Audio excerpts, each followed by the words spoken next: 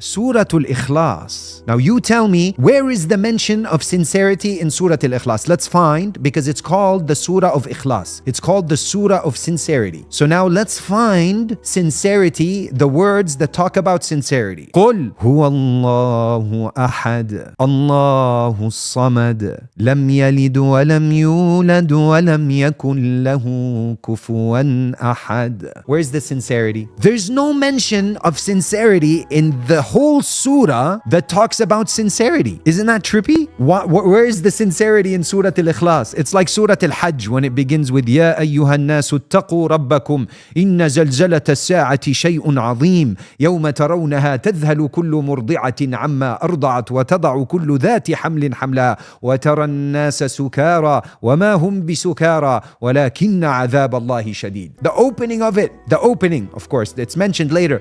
No mention of Hajj, because Allah subhanahu wa ta'ala is shaking your he's talking about the horrors of Yawm al-Qiyamah. So you have the fear in you, so you make tawbah. And tawbah is the heart of Hajj. Why does everybody's like, yeah, when I'm older, I'll make tawbah, I'll go do Hajj. So likewise here in Surah Al-Ikhlas, there's no mention of Ikhlas. Allah is telling you, it's all tawheed. It's all understanding that Allah subhanahu wa ta'ala is one. So if Allah subhanahu wa ta'ala is one, and it's called Surah Al-Ikhlas, and it's talking about tawheed, it's iman. So when you increase your iman, you increase your sincerity. So many people is like, it's not a direct. There's no way to be like, okay, do this specifically about sincerity. Like you can't get sincerity through doing something about sincerity, because you don't have it. So what are you going to do with it? So you get sincerity by making effort on what? On iman. And what specifically about iman? That Allah subhanahu wa ta'ala is the doer of everything. And if He's the one in control of everything and the doer of everything, and no one can benefit you, and no one can harm you, and no one can honor you, and no one can disgrace you without the amr of Allah, and you understand this, why then would you do anything for the sake of makhluk?